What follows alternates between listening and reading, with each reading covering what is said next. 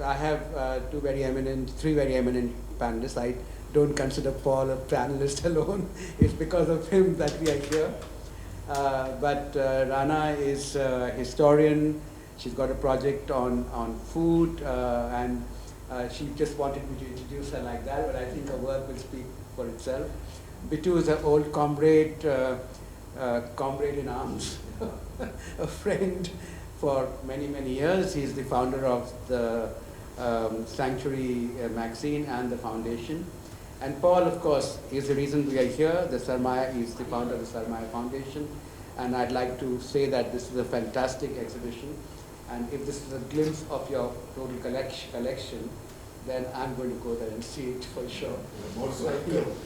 But I was asked to set the tone for the conversation, and I'm going to take a few minutes to do that and pass it on to Rana and Bittu, and then finally to Paul. So I have worked in this area for, or what you might call ecology, environment, change through environmental change for 30 years. But as a person who runs an NGO, but also as a practicing artist, a lot of the work is based on ideas of nature, on the futures of ecology and nature, and I think many of you in the room are engaged with that question.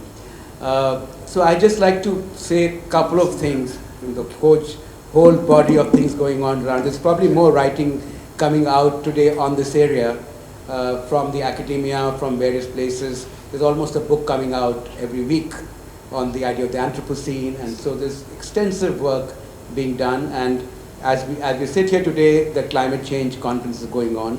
So there are multiple levels of engagement which are there. And I've also seen in the last 30 years the corporate sector shift in practices, in having to do differently, and maybe how shareholder value might be created, which Pavan is there. But two things which come to my mind as very defining things in this whole debate. One is the idea of coexistence. That what does the idea of coexistence mean? It's a very complicated idea, because post the history of enlightenment, we have come to believe, at least in the way Western cultures have become dominant in all our systems, and that's the world we live in, that nature is something to be controlled, that we are top of the food chain, we are top of the evolution chain, and new science, new understandings, new questions are showing up that may not necessarily be so. The fact that we have co-evolved with viruses, that they are part of our body systems, as Pranay Lal in his book Invisible Empires writes on the deep history of viruses, that the placenta would not have been there if the viruses were there. That part of our bodies are, in fact, other organisms, not a singular, our genetic structures are not isolated. So what does this mean for us when we talk of a new world, which is beyond the idea of the mass extinction, as that one of the books says, the sixth extinction. And we've seen, the IUCN report, recent report talks about the huge number of species we are going to lose. So and I'm sure Bittu will speak more about that, is other mega species only to be in conservation areas? Or are we going to recognize ourselves as somebody who's part of a larger stream of life on the planet? And this is a very complicated legal question. It's a question of personhood, question of agency, it's a question of how our political systems are formed. So it's not an easy question to answer. It's kind of speculative. The second thing I want to talk about is what is the degree of structural change we require. We've seen air pollution, we are all in the middle of it. But is it only because some cars are running badly, or is it because somebody's farmers were burning pareli, or as political parties are saying, this is a North Indian cloud problem? Is it a structural problem? Is it a problem in which urbanization has happened? Is it a problem where urbanization of major cities in post-colonial world like ours, we have cities of 20 million people, where Munich is 2 million people. So the whole scale changes of what, and I don't think we have the experience enough to see whether these models really transgress into some. So if that is not the case, then what is the way forward? What kind of economic and well-being models are we looking at? Do the existing models of GDP and economic growth in the face of climate change, which are actually putting a brake on what economic models, how linear economic growth can take, how far it can take you, what does green growth mean? So these are questions of futures which are not mean questions. To me, they're structural questions. The Club of Rome talked about in 1970s about limits to growth, So there have been lot more work has been done. Sitting here is Pavan Sachdev, who has done extensive work on the most definitive work on the TEEB report, which is on economic valuation of environmental factors.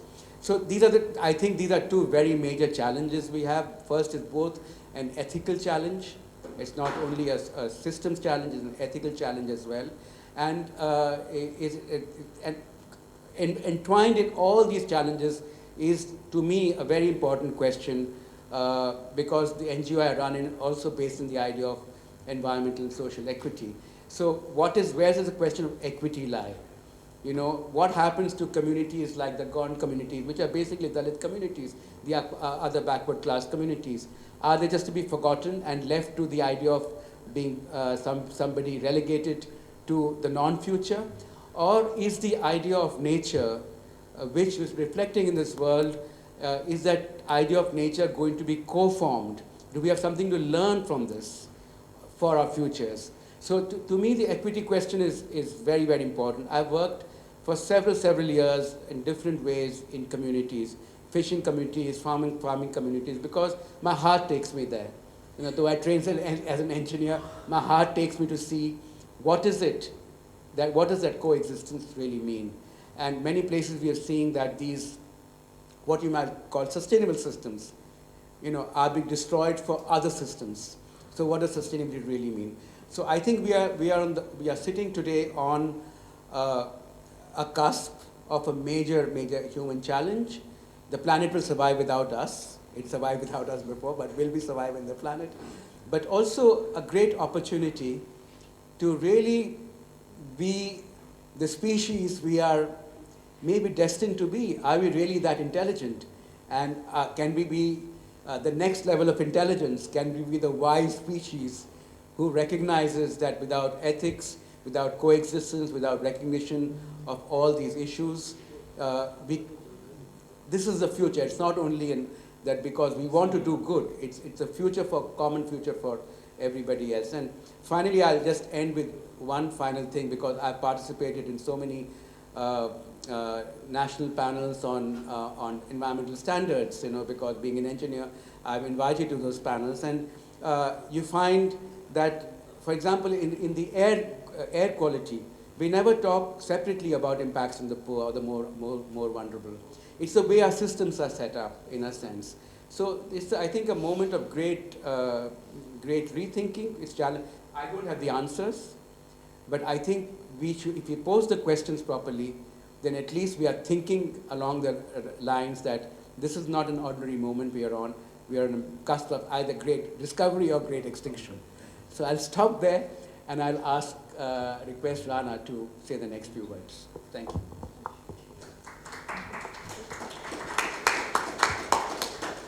Thank you so much, Ravi. And while Ravi was talking of the future, my work revolves around the past. And we are sitting in the area which was Delhi's first city. As you know, Delhi has had many cities. A romantic idea based on the seven Roman cities says that there were 7 cities of Delhi, whereas there were many more than that. But this is the first city. And every time, this first city that was founded in the 8th century, and in the 8th century Delhi wasn't that important. It was Mathura which was more important, which we find in records. We hardly have any reference to Delhi till the 8th century. This city was founded on the basis of defense, because at that time it wasn't, the populations weren't that big, so it wasn't, like water and environment. I don't even think these things crossed their mind, but water would have, of course, and they would have had enough bowlies and reservoirs to take care of them. And there is a saying which is very apt for Delhi, which says that Darya, Badal or Hakim. These are 3 things which, govern a city. And changes in a city, because Darya means the proximity to water, Badal is climate, and Hakim is the ruler's whim. Where does he want and what does he want? And that is what we see in Delhi, that from a very defensive position on the Aravali ridge in Mehroli, the subsequent kings keep shifting. They shift till the fifth city of Delhi goes almost to the bank of the Yamuna, and then after that they keep the cities up till Shahjahanabad, which was built by Shah Jahan, is on the bank of the Yamuna. And I was just seeing a very beautiful painting by Zarina, which is of the Yamuna. And the Yamuna has now shifted quite a bit away from the Red Fort also. And people who, some friends of mine who live in the old city say that when they were in school in my age, in the 60s, they say that when they were in school, the Yamuna was not very far away from the Red Fort, but today nobody would even think that, it's anywhere near. So that's the climate change that is taking place. And this is something that, like in the past we all know about the Indus Valley civilization, and now one of the most credible reasons for this civilization to have collapsed or declined was climate change. And these were people who were highly, they had built an urban civilization. They were very, very knowledgeable about things, but that was something that was beyond their control. We also know that the Gupta Empire, up till quite recently, it was presumed that, this was political wars, etc., which led to their decline.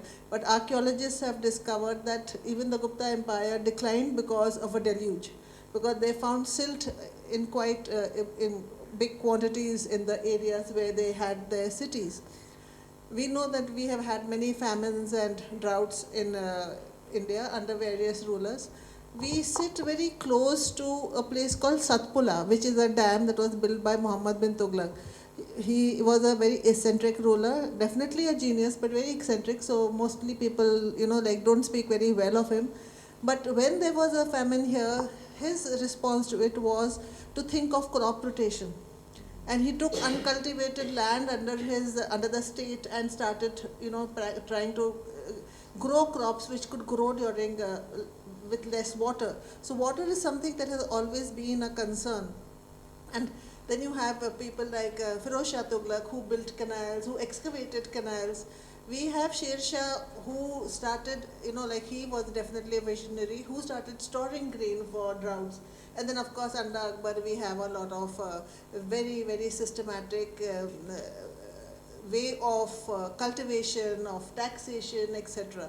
And these are things which, because climate change, that as is happening now or as it has happened in the past, what we need to worry about is the response of the ruler or the person who's ruling, and the response of the people who are being ruled, because just the ruler himself or herself cannot change things. It is we also who have to change. And as I was walking through this gallery, and what I was thinking about was Jahangir and his dodo.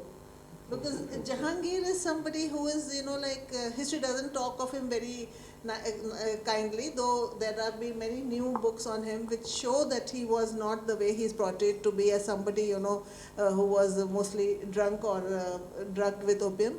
He was somebody who was very aware, very intelligent, and he was a naturalist. And he keeps writing about how whatever he saw, he got it painted, he got it replicated. And the dodo is that he got from, is the one that was painted by Mansoor, is actually the most realistic painting of a bird that is now extinct. And he got more than 100 varieties of flowers painted in Kashmir, of which so many of them are now extinct. And he appreciated that. He appreciated, getting flowers, birds, flora, fauna, etc. painted. And, again, we come back to Akbar. Aine Akbari talks of how food and kitchens were also regulated. I'm working as a project collaborator in a project called Forgotten Foods, which has been started by the University of Sheffield, in which they are collecting heirloom recipes, which is where I come in. Because I'm very fond of cooking, I am very fond of reading cookbooks and even, of course, eating. And they're also reviving a heritage rice variety called Tilak Chandan. Now this Tilak Chandan was quite common in North India, the Rampur area, till the 1990s, after which it went extinct. And they have tried to revive it. Now the reason for it becoming extinct, I talked to the farmer who is now doing it, because we recently had a conference on that, and he told me, he said the reason why it went extinct was because it required too much of water and it took a longer time. Now we have so many hybrid varieties which, like they may not have the same fragrance, they may not of course have the, definitely don't have the fragrance and the taste, but they are much more commercial. So that is something that, like the commercial viability of any food project is taking over a lot of ecological concerns, because we now worry more about how to turn in more money instead of worrying about what we can like give to our land. And this is something that when I was looking this up, I found a quote on the Industrial Revolution, because when we go back we find that a lot of today's problems come from the Industrial Revolution. And the World Commission on Environmental and Development in 1987 said that sustainable development is development that meets the needs of the present without compromising the ability of future generations to meet their needs, which is one of the biggest problems we have, and something I think I grew up hearing, that we've inherited the planet for our children, and which we, I think, have forgotten now. And this concept came up during the Industrial Revolution, because that was one of the first time actually where people felt that it was right for them to dominate the natural order and radically transform it into consumer goods that is necessary and acceptable to ravage the landscape in the pursuit of maximum economic production, and that only things produced by industry and placed on the market for sale have value. Today there's a wall here which people are talking about, I want to breathe, I want fresh air, a lot of notes put by visitors. And like fresh air has no value as far as money is concerned, but it's priceless as far as our lives are concerned. And that is something that we are struggling with again in Delhi, because I don't see it here, but I'm sure it must be there. All our houses have air purifiers today. Something which we would never have thought of even 4 or 5 years ago, because we bought the air purifier 2 years ago. So these are things which like bring us to the fact that it was, again, to understand the future we have to understand the past, and that is where did all these things begin. And food sustainability has to come from the food practices that we are following. One of them is wastage. We waste a lot, and we again are like I was recently part of a conference where I remember a chef who was talking of that we are importing large long grain basmati rice, whereas traditionally in India biryanis and pulaus were made with short grain rice, biryani rice, and they were fragrant. Today what happens is when you are importing it, that means the local varieties die out. When we plate our food, we plate it with vegetables which are being imported, which are being imported, instead of using local varieties. And these are all things I'm talking on a very basic level, that these are things which actually are making a lot of difference to the ecology, because earlier when agriculture production took place, I remember as children in our houses, it used to be that, that in between this it has to be this so that the land becomes fallow, like there was a lot of thought given to each plant. Now you have plants which they say that we have crops which are growing, which are actually eating into the resources of the land itself. So these are things that we have to worry about, and which we will have to think about if we have to really look after the needs of the next generation, not just ours.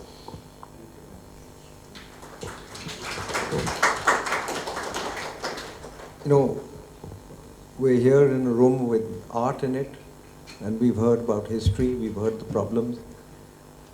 The most amazing thing is, the magic of reality being what it is, the way I see it is that it just occurred to me one day that there is not a single species on earth that has the technology to waste except Homo sapiens. There's no creature. And my constituency actually is an average age about 12, 13, 14. So I talk to them, I have a 20-minute talk called "Oh Shit." And the teachers say, "Can you say poop, please?" No, shit. Shit makes the world go round. So I said that here's an elephant. It drops so much shit on the ground. And the rest of the forest comes up and says, breakfast, breakfast. So you got beetles, you got the Raja butterflies, you got this, you got that, everything. A bird will come down, pick up a seed or something. There is no technology available to any creature on earth to waste. Forget about don't want to waste. Of course they'd want to waste. The other thing is, there is not a single creature on earth, not one single creature on earth that isn't designed to survive. So the point is, you may say, oh, this flower is beautiful. Well, the flower wasn't meant for you, Sonia. The flower was meant for a bee. And how did the plants? There was a time when there were no flowers on earth. Everything was either blue sky, brown earth, green, maybe a little bit from the sea. I mean, think about this. Think about the magic of reality, that a plant actually discovered that there were creatures that learned to climb up these tall woody plants, then jump off. Then they learned to put their wings like this, then they glided off. Then they did this and they learned to fly. Then they say, these idiots can fly, well, why not use them as couriers? So they said, courier को पैसा तो देना पड़ेगा या कुछ करना पड़ेगा. So he says, चलो ठीक है, उसको honey, nectar. Nectar दिया तो nectar छिपा हुआ है, तो क्या करें? तो flowers smell so lovely, I'll give it to my girlfriend, but the fact is that your girlfriend was not meant for that scent. It was meant for the flowers to entice somebody to do a service for them. So all this has a link. We run a program called Kids for Tigers, Sanctuary does, and we tell them a single one-line story which has everything to do with adults, but adults don't really listen to the story. We use the tiger as a metaphor, not as an animal. It's a polar bear once, it's a giraffe once, it's a mouse once. And we say that, look, you can't save the tiger, and the tiger can't live unless you have a forest.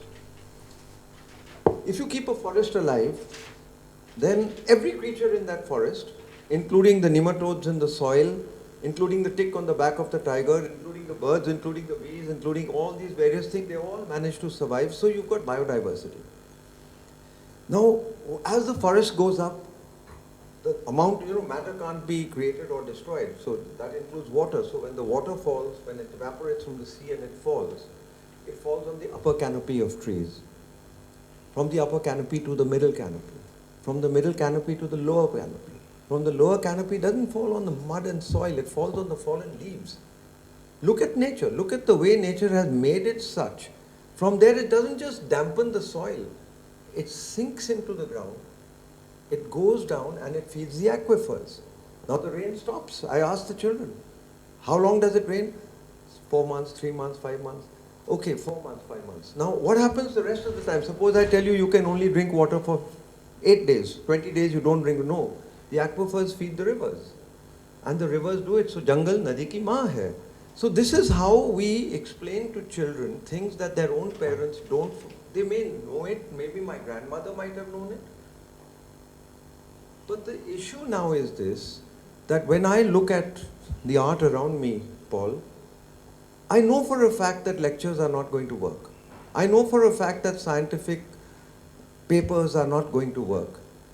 I believe personally, and I have no evidence for this, but I would hope that I'm not completely wrong, but I don't think in human history, I don't think that it was the scientists or the businessmen, irrespective of when they were, how long ago they were, that decided the course that humanity wants to take.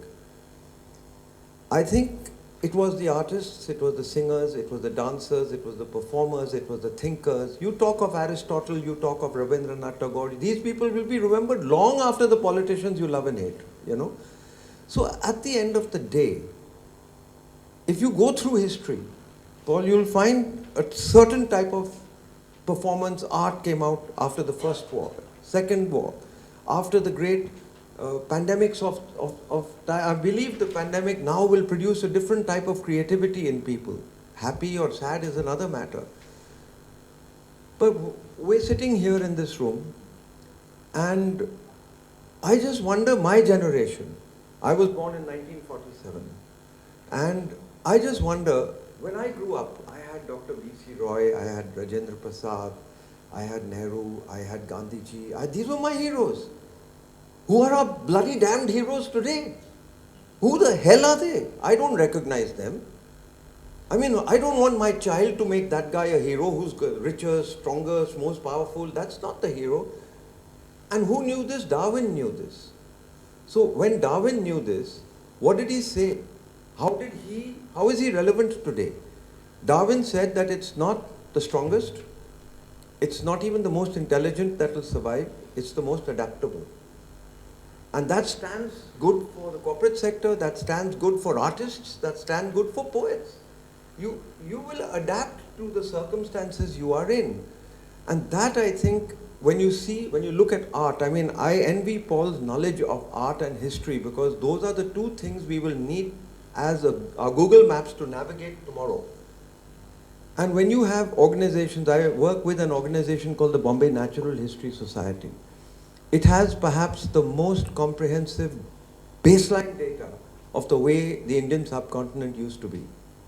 If you found a certain type of bird where you now find, say, Coimbatore city, you know that bird couldn't have survived unless it was like this. So when we have to go back and repair, then that's what we'll repair.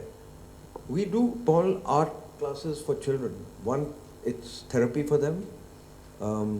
It alleviates ecological grief, which we have no right to pass on to our children. It's no point saying, oh, we did something bad, but our children will fix it. Who are they? I mean, they are children, for God's sake. How do we want to be remembered? As the ultimate colonizers? Intergenerational colonization? Is that what we want to do? And I'd like to see, I mean, there are artists and there are writers who are beginning to touch the parameters of this. I would like to see my generation vilified for what they are doing, because it's no longer, forgive them, Father, for they know not what they do. They know what they do. I would love to see art representing the fact that they knew and they still did it, and they wouldn't do it, and whether they're doing it in Egypt now or whether they're doing it did it in Rio then. So yes, there is a touch of anger, somewhere hiding inside me, partly frustration. And I wish I was an artist. I would produce something that made people shudder, Having said that, I said to you that nobody has the right to foist ecological grief. I don't have it to foist on you, Paul. I don't have the right to foist it on children. So how with Kids for Tigers do we tell a story? We used to say that after the water has gone down into the aquifer, 600 rivers are fed today by 55 tiger reserves. We stopped there about 10, 12 years ago and added to that the fact that even if you have a house plant, a small little house plant, if you take mustard seeds and put it down 3 din ke baad, you'll see some sprouts. It cannot grow without taking atmospheric carbon down. So these are the lessons that we are teaching children today, that don't worry. Nature is self-repairing. The word is homeostasis. When you get a temperature, you'll start shivering or you'll start sweating and it'll come down. It'll come back to balance. That's how the whole planet, the biosphere, is designed to be self-repairing. So I tell the children, and I'll stop over here and then we can go on, but I tell the children that, wouldn't you like to live in a magic house? The doors are made of chocolate. Lick the window, it's lollipop. Open the tap, you get, Anita, you get lemonade coming out of there. And then you go to sleep. When mom tells you to go to sleep, wake up again, the windows are fine, it's all back again, it's all magic. So the children love this. So the other day I was at the IMC, the Indian Merchant Chamber in Bombay, and I saw a very big time businessman. So I said, suppose, forget about Musk and all that, suppose Bittu Sahgal came up and gave you a car. You buy it, it's an expensive car, but he gives you a car. उसमें कभी petrol डालने की जरूरत ही नहीं है. खाली हो जाता है तो फिर से आ जाता है. बम्प किया तो बम्पर फेंडर ठीक हो जाता है. पंक्चर हो जाता है तो ठीक हो जाता है. What would you pay for a car like that? Never service it, never anything, never fuel it. I said, that's your damn biosphere. That's the world we live in. You can do what you like to it up to a point, and it will come back. And maybe the similes and the metaphors and things begin to get the idea across. But Pavan, I tell you this, that what used to be called the Spastic Society, at that time we used to work with them quite closely. And a spastic child was described as an intelligent mind in a disobedient body. And I think that we're a spastic society right now. We're intelligent minds in disobedient lifestyles. And it's about time we change. Otherwise, I believe that Paul's subject of history will not remember us well. And I believe that our children will not remember us well. I'm asked all the time, Uncle Bittu, when they know, then why are they doing it? Another time, another child will write, Uncle Bittu, I wrote to the Prime Minister, he wrote back, don't worry, the tiger is safe now. You know? Now, Paul, that's your right now. What to do, you know? Yeah, I mean, there are a lot of people here in the area of environment and related study. My classmate Pavan is here. He just finished his stint as the international head of the WWF, and a man of great passion on issues of ecology, environment and sustainability, and how to value the resources that we always took for granted. I mean, Rana has done so much work, both in terms of, you know, calling out on history and some of the mistakes we've made, and why aren't we learning from those lessons. And between Bittu and Ravi, of course, every version of environmental issue address has happened over the years. So I've been working with Bittu also for quite a while. So I'll let Bittu, Ravi and Pavan and all my other colleagues here in the field take care of that part. Let me talk about art and a little bit about Sarmaya first. Sarmaya is a collection which is a multi-genre collection housed in Mumbai, and what we do is we try and take our collections and create engagement through physical on-ground activities like this exhibition here. I've been collecting over the years, and today it's all available for the public to access and draw on and draw from. And really I feel that on this particular issue that we talk about, you know, the echoes of the land as we call it, there is so much out there which is, you know, there is innate knowledge, innate understanding of the issue at hand. So if you look at, you know, to the left of me, we call that section, it's one of the 3 sections into which this small exhibition is divided. That was called a worshipful gaze. And if you look at all our traditional community art systems, there is a very, very, very close relationship to nature and earth. They held nature in awe and gratitude. So they understood the capacity of nature to destroy, disrupt, but they also understood very clearly the capacity of nature to sustain. So if you see the painting right there, which is a painting by an artist called Ram Singh Urveti. He lives in Bhopal. They come from the Gond tribe. And this is called Badadev. And Badadev is, you know, the senior most of their deities. And Badadev lives in a saja tree. Now, saja is one of the most endemic trees in central India. And saja has a scientific ability to store water. And therefore, they wanted to preserve the tree, and they've ritualized the presence of their senior most god. His residence is in the saja. But what they also talk about is how nature and trees, the role is so pivotal to our sustenance. So they're talking of the canopy itself being home to a wide variety of creatures, the jungle being home, the collective presence of all these trees being home to a huge number of creatures. They talk in their visuals of fish and turtles, which means the tree somehow sustains fish and turtles, and they say, हाँ, जब पेड़ है तो पानी है, पानी है तो नदी है तो सागर है, और ये सब है तो जानवर भी हैं और वो वाले सारे. So everything from the canopy itself to the jungle around, to the rivers and to the sea, owe in some ways their existence to the broader narrative of a healthy natural environment. And so that painting is, something that they understand.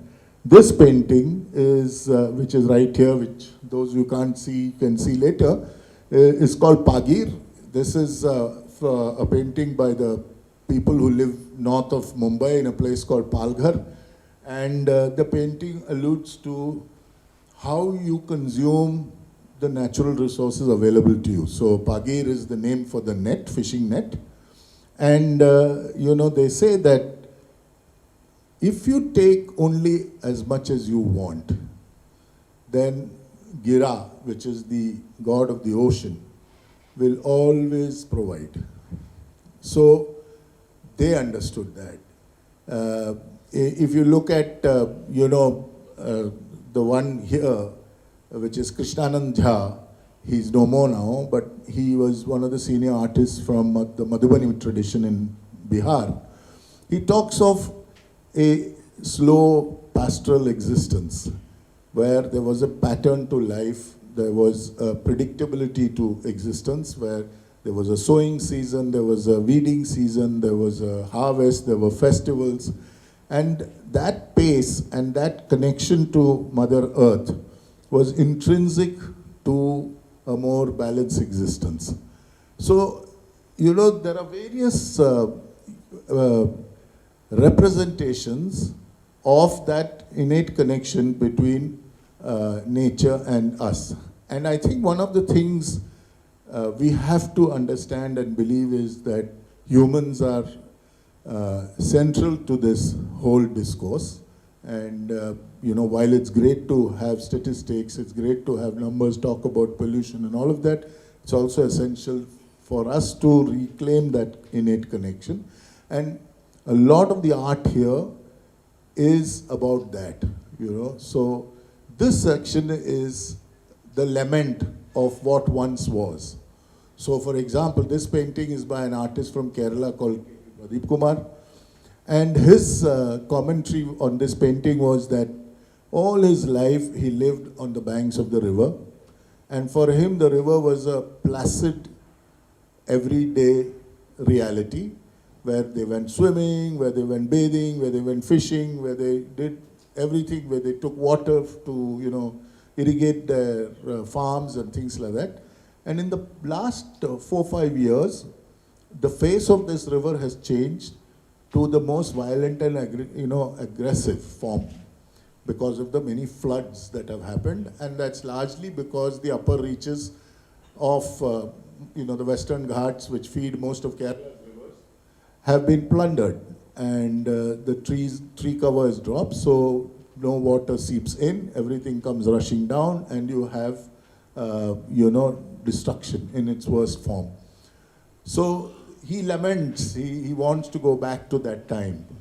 Chandan Bez Barua is a printmaker. If you see the work there on the wall, it's again about, he lives in Assam and he takes photographs of, all the things he sees around. And that particular one is very photorealistic, and then he kind of transcribes that onto a wood block or a stone block and then takes a print. And he's talking about how, slowly those, connections are getting eroded. The forest cover is going. The issues are the same. The floods, the last few years, Assam has seen some of the most horrific floods and destruction as a consequence of that symbiotic relationship being broken. It's not just nature sustaining us and, in terms of, there's also on the left, a painting that is made by a little kid who was 14 when he made it. He's 16 now, lives in Ahmedabad. And he talks of even the impact to livelihood through the craft forms, So they have Matani Pachedi, where, it was essential that they wash the fabric in running water and then dry it through a multiple process of painting, washing, drying, but the running water was essential. And now with the Sabarmati having been barraged on either end, that is gone. And they have to go to man-made ponds to do that. And there he says the chemical composition of the water very soon turns toxic, and then it impacts the way the color comes out in the fabric, and it impacts the art in itself. So loss of, art in many ways is loss of culture for us. And so on, there are many examples here where, all the artists talk of a lens that from which they see nature, its ability to, sustain, its ability to destroy, its the last section is about, we call it kernels of hope. There are some artists who say that there is still hope. And the last work, which is a small set of 5 panels, which Gopa Trivedi, an exceptionally talented artist, she's Delhi-based and she teaches at the Jindal College. She says that, this whole thing that we are on top of the food chain is such a myth, because nature is literally sitting on the wall and watching you sort yourself out, destroy yourself. And nature says that literally there'll come a day, because you're playing around with me, that you're endangering your own survival. And when you're gone, I won't, or anyone will not miss you. We'll reclaim this land, it'll go back, it'll become green again, and you'll be gone, and we won't miss you. So don't ever sit under this false narrative that you are at the top of the food chain. You better learn to be part of it all, rather than master of anything.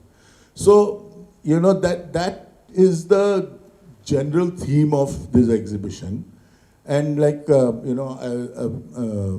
was alluding to this whole concept of, traditional food practices. In Kerala, for example, the state I come from, we had hundreds of varieties of rice. And each of those had different fragrances, different nutritional value. And then post the Green Revolution, of course, we needed food, volume, agriculture, and, hybrids came by. And for a long time, all we had was 6 or 7 hybrids all over Kerala. And the rest of the traditional, rice varieties actually died down or went extinct. In fact, there is actually a museum for rice now that has been set up in North Kerala. And they are trying to find these, rice varieties and document some of those things. So it's amazing how, there was a deep appreciation of the benefits to us of diversity and, the, resilience of our plant species. So art, for me here today, is about the different lens that showcases our connection with nature, our connections with what we should be doing to, draw upon our own traditional practices and ensure that we give ourselves a more secure future. And like the Dalai Lama once said that, compassion is the greatest of selfish acts because it brings you happiness. And so the more compassionate you are, the more happy you become. So actually that's very selfish because you're taking care of your own happiness.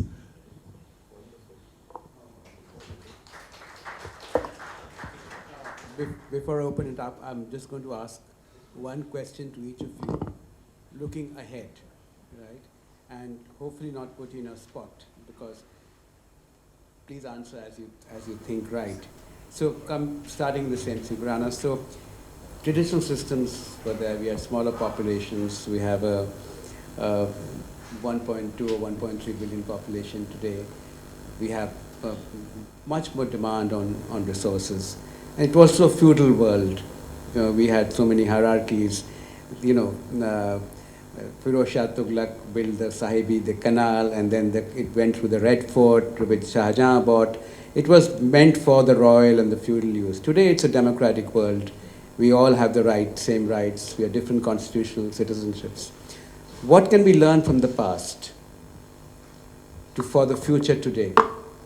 You know, one thing that was there in the past was that there may have been hierarchy or whatever, but the wastage was much less in food, and we did not have that kind of conspicuous consumption where, though the royal tables of course had a huge array of foods, but the commoners or the ordinary people would not be eating so much.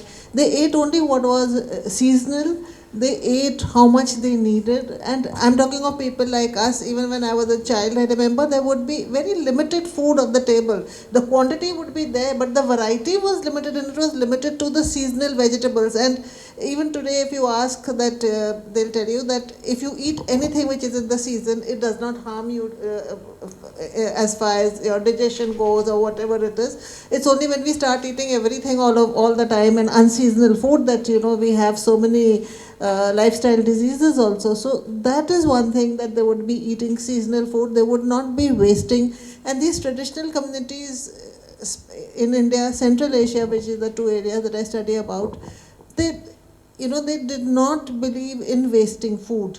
And like I recently wrote a book on Sufism, and when I was researching for that, I came across such a beautiful saying, and that is it's a hadith of the Prophet, and this is something that I have become very conscious about, where he's saying that even if you are doing your wuzu, that is ablution for namaz, even if you are performing your wuzu in running water in a river, do not waste water. Now just think of the far-sightedness or something. Who would think that you're wasting water in a river? And now when I, like today when I open the tap to brush my teeth, earlier I would just probably leave the tap on, because now who's going to keep closing it? And I now put it off consciously. So these are things, I think, which people in the past were far more aware of. They knew that their resources were limited.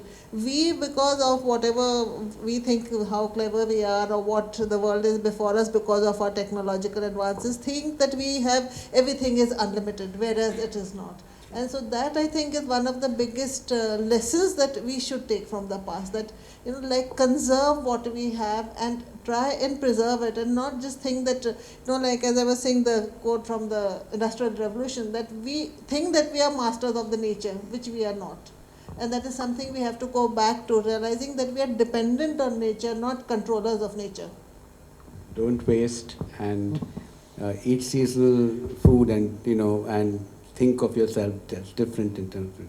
Bittu, to you, the history of conservation is deeply problematic.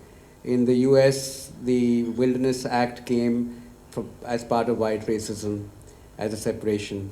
In India, the forests were carved out because of mercantile requirements of wood and hunting needs of the Britishers who came here, as Mahesh Rangarajan writes in Fencing the Forest. So we have been rather more successful in these mega species, whereas we are still 50 to 60% of our biodiversity in the next decades. So what do you as a conservationist have, what message do you have? What is a conservation model for the future? So there's only one game in town right now, and there's only one spoiler in town. The game in town is whether the biodiversity that you talked about is alive, and the spoiler is climate change. Everything else is just a matter of detail. So if you ask me, I personally believe that had the cavemen had the technology that we have now, they would have destroyed the planet. They never had it. I don't think human nature has changed. I don't think they were much kinder. I think they never had the technology. And today the point is that the connection between technology, but if I had a magic wand, let me rephrase your question. If I had a magic wand, what would I wish for? First of all, I would wish for the fact that my generation lost its memory a little bit before it taught the next generation, be like me. I really think that the human beings per se, we need to look at our children and we need to tell them, you tell them how to cross the road, you tell them how to read and how to write. That's not going to be survival tomorrow. Tomorrow's survival will be, according to me, whether we can change the ambitions, change the heroes of our children, and whether we can teach them to be happy with less, and whether we can teach them to be happy for something else, a river, a forest. It's why did we worship? Why did we worship the sun and the moon, and why do we worship? I mean, there isn't a river in India, Ravi, that you can go to today. There isn't any water source where at its source, or what they thought is the source, there wasn't a temple. I'm not talking of Amar Kantak and all. I'm talking about a collection of 40 stones. We worshipped water. We worshipped the sun. These were the sources of life, and now they become the resources of commerce. And so if you ask me how we have to survive tomorrow, I mean, I don't know how. I have no idea how it will happen, but I'll tell you what we need to do. We need to remember that perhaps women invented agriculture 11,000 years ago in Syria. It was called the Fertile Crescent, Mesopotamia. The men went out and killed a mammoth, or went out and killed a whale, or whatever it was, and came back and fed 3 weeks later. But in meanwhile, some women discovered that we can eat this right here.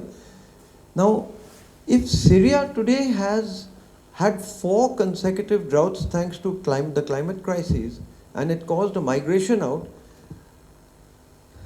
what is going to happen to India? I want my glaciers not to melt. I want that the Bangladesh war, which caused so much havoc to our economy and to our social structures, which is going to be 8 to 10 times more people are going to migrate from 24 Parganas south, they will migrate northward. I think that this business of trying to make nature adapt to us, I'm telling you this list, a dhobi list of things which I don't want our people to do. You said, what do we do? I said, we don't have to do any damn thing. We have to not do a few things. And everything will fix itself. So, okay. Paul, coming to you, you have an unusual background. You're a banker, not an ordinary art collector. You have an eye for a certain, you go and look for artists who are not visible in normal galleries, right? You go and you relate to art forms which are very rooted, grounded and rooted, and rootedness is a very important part of the current ecological discourse. And the new game in town, if I may say, use the word, is interdisciplinarity, transdisciplinarity. This is the new game in town, that you cannot be an economist alone, you cannot be a banker alone, you can't be a historian alone. You have to find ways of working together, in a sense.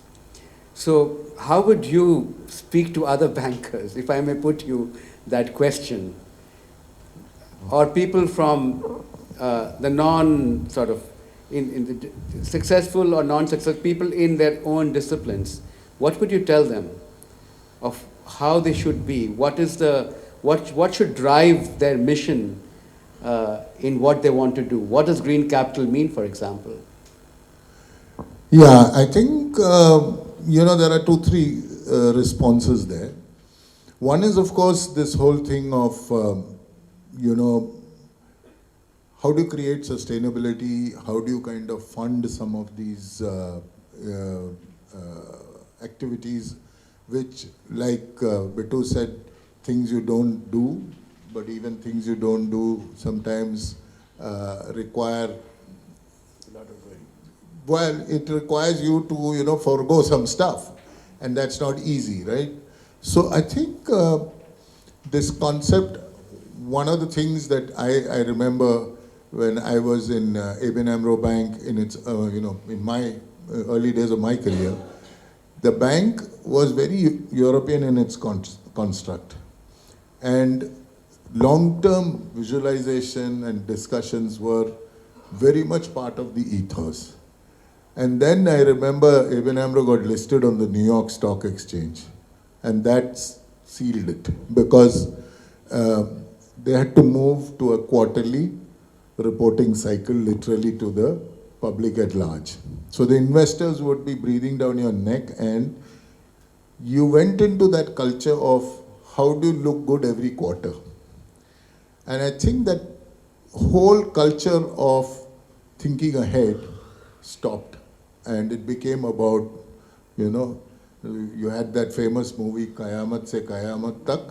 So it was QSK, so quarter se quarter tak. You know. So that is one thing in terms of, what would I tell my colleagues? I would say that, guys, try and go a little slower. It's okay, not to make 30%, year-on-year share price growth. If you are around 50 years later, then that's probably a better measure. The other thing is in terms of, advocacy. First of all, to most situations on the ground, the response has to be multidisciplinary today. If it's a water problem, you need the data scientists, you need the people who are good with chemistry, biology, and all of that, engineering solutions. So all responses on scale have to be multidisciplinary. So, this thing of you will find the solution with one community is also to some extent a falsehood. I think you'll have to find a solution in a community of collaborators across disciplines.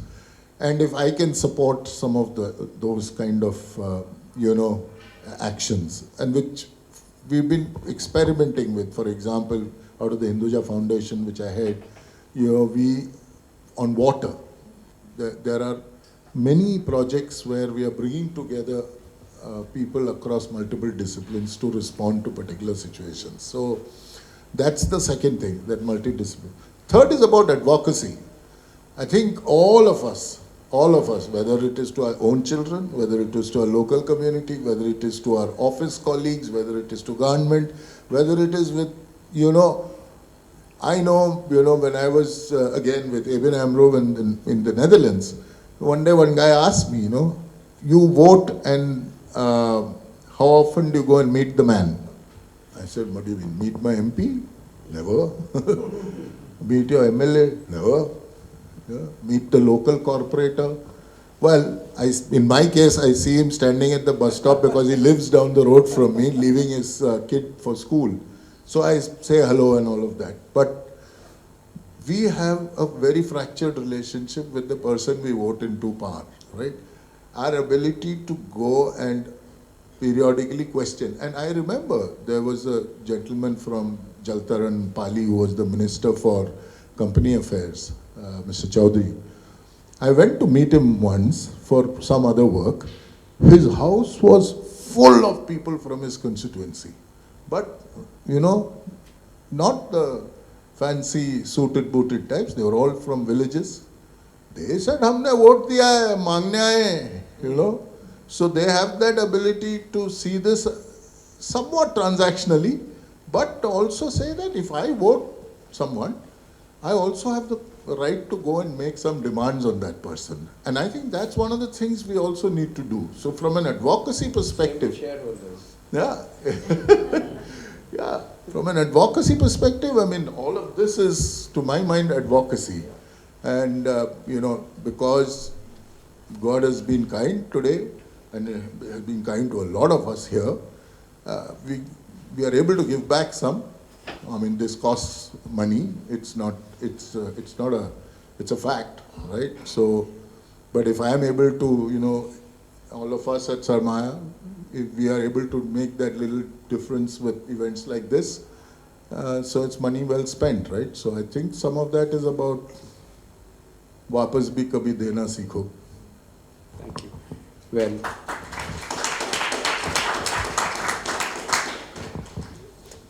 we have time for questions, some questions, if anybody has. Firstly, thanks for a great conversation, a great evening. And so many things, so many thoughts came to my mind, and especially Rana's focus on agriculture and history and what was and what needs to be. I don't know where to begin, but just if I may pick, Rana, on your strand of thoughts on food systems. So the official stats from the UN will tell you that it's 24% of greenhouse gas emissions of food, but actually that's not true, that's just agricultural emissions. If you take the forest that was destroyed to make place for the fields that grew the soya to feed the cattle, and the forest destroys, and if you take transportation, by the way, most of the volume of transport is food, actually. If you take all of that into account, and the 30% of food that is wasted, which you both mentioned, between 46 and 57% of greenhouse gas emissions are actually human food systems. So the way that we grow, process, transport, and consume and waste food is actually the main reason for climate breakdown. I'm sorry, I don't call it climate change, because I just find a problem with that phrase. I mean, it's a bit like, oh, you're rushing your friend to the hospital and you call home and say, oh, my friend is having a coronary change. I'm sorry to miss dinner. It's like stupid, yes. It's climate breakdown, guys. It's breaking down. And our food is the main reason why it's breaking down. The beauty is that we just need to understand there are alternative ways of growing and consuming food. And I spent many days, even recently, in Andhra Pradesh, where I'm delighted to report that there are now 580,000 farmers, mostly women, who are actually growing food using natural farming techniques. They call it community managed natural farming. There are different names for it. Regenerative farming. Basically understanding that plants have been around for a lot longer than us, and our chemicals and our profits, and that the reason why food systems are broken, and by the way, they're not broken, as a student of mine pointed out to me, that food systems are not broken, sir. They're working really well for the companies who created them. It's profitable for the companies. But yes, 800 million people go to bed hungry, 2 billion are undernourished. We have obesity and diabetes causing something like $840 billion per annum worth of health costs, and so on and so on. And of course we have climate change, as I mentioned, mainly driven by our food systems and water scarcity and so on and so forth. You can grow food like the farmers in Andhra Pradesh are doing, only 10% of them, but they are quite significant, which recognizes that the plant exudes 30-40% of the sugars that it makes in its leaves into the ground, not because it's stupid, but because it's trying to feed the bacteria who will collect and digest and process the compounds that are in the soil, which provide food to plants and enable it to grow more leaves and get. So the system has been working, it's just not working well enough. And the farmers in Andhra Pradesh are basically re-injecting soil bacteria back into the soil. They use basic things like, dung and cow urine and top it up with 10 times as much water, and they provide basically molasses and gram flour as feed for the bacteria, and then they put that back in the soil, and then they treat seeds, and then they cover soils all the time with mulch, so they grow several crops and the old residue becomes mulch. So these are techniques which are as old as time. They've been around for like thousands of years. It's been the way that successful food growing used to happen in the old days. They're coming back. They're coming back under the banner of something known as community managed natural farming in Andhra Pradesh. And I'm delighted that this is the world's largest regenerative farming success story is sitting right here in our country. I've written about this for a magazine called Sanctuary, but I've never read an article about this. Why? What is the bloody problem?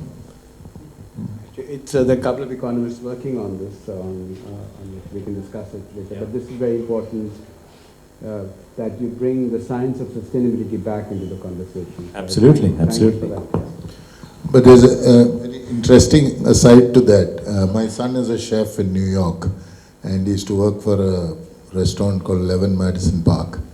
And the owner of that restaurant, post-COVID, one day woke up to the harsh realities of the meat industry and industrial farming for meat and all of that, and went completely plant-based. Now he is an influencer, very substantial influencer in the hospitality industry.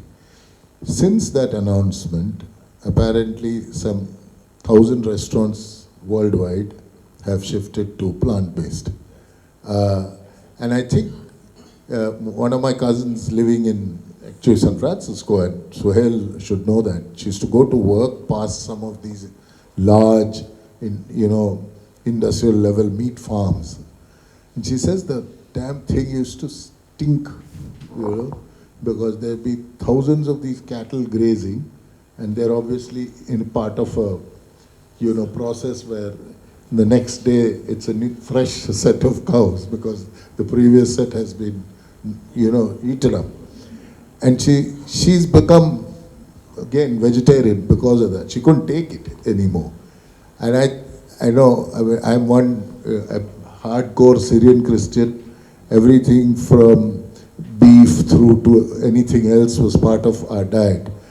But I think it's time we all looked at altering some of our consumption mixes to, be able to do that, because the number is huge.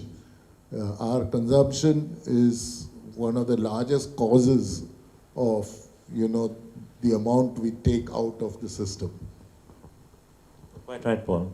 Just a small statistic to close. 75% of the land on earth that is under agriculture is actually used for cattle farming.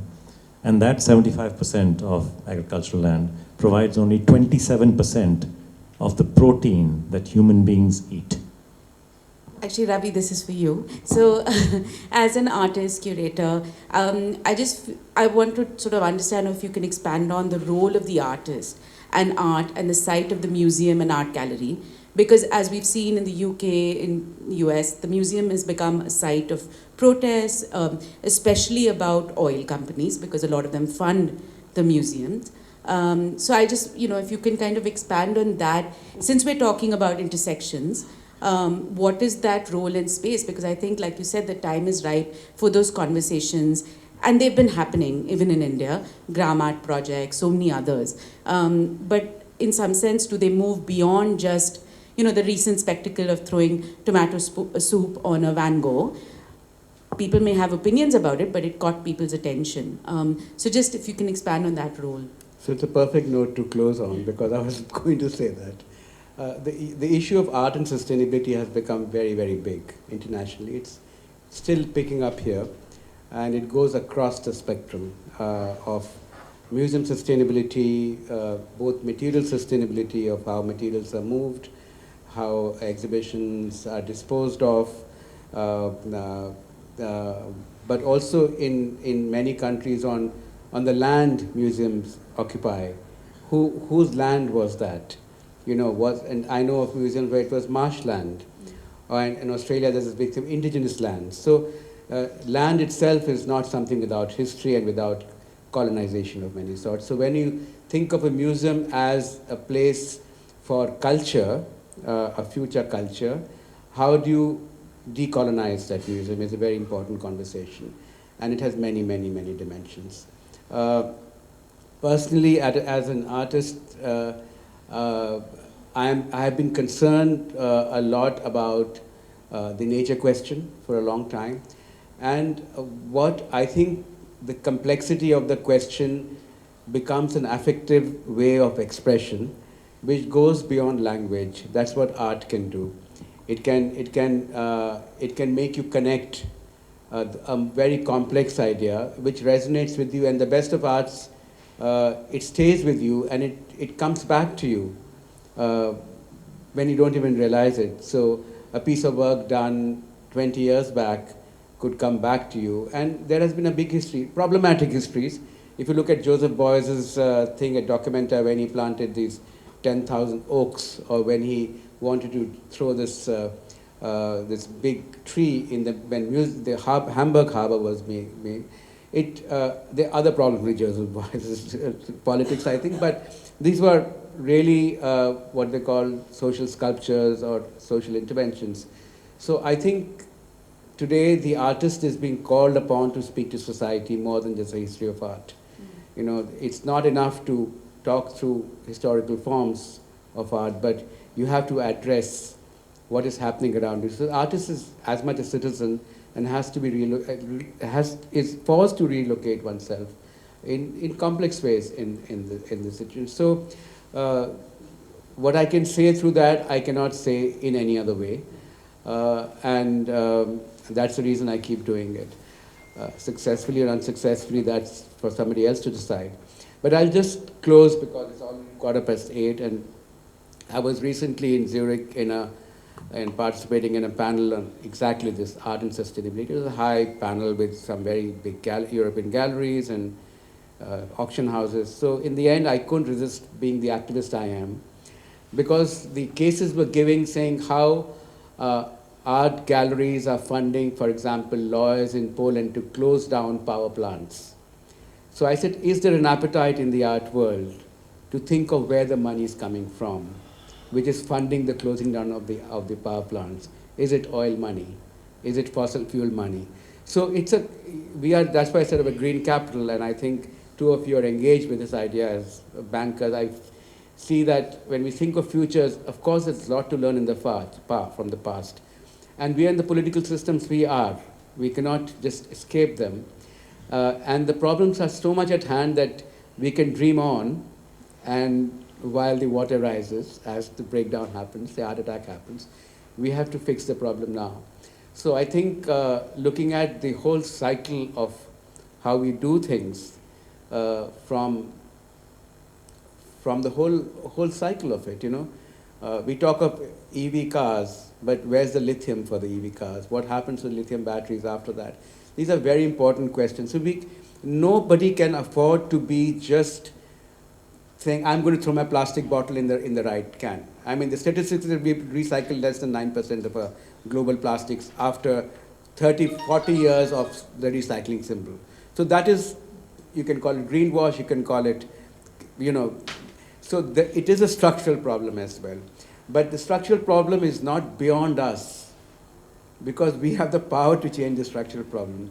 And when it becomes political, when your MLA, you ask the MLA कि मेरा पानी कहाँ गया, the MLA will force to answer कि पानी कहाँ से आएगा मेरा, किसका पानी लेके दोगे मुझे आप, So these are questions which are equally political today and urgent.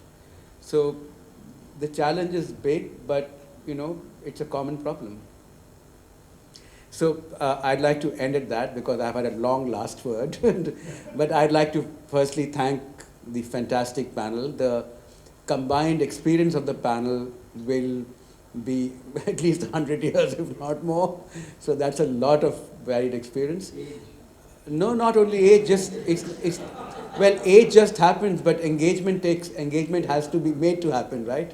Yeah. But also the combined experience of the people we have around who have taken the time to come here. Yeah. And I'm sure, given more time, there's so much more can be said. I know panels are difficult for people to ask questions, because the architecture of the panel is politically not very conducive to asking questions. But I'm sure the fact everybody is here is that everybody is cognizant of what it is. And on that hopeful note of cooperative organic farming, we say goodnight to each other. Thank you. Subscribe to Sarmaya and be a part of the stories and conversations around art, history, and culture.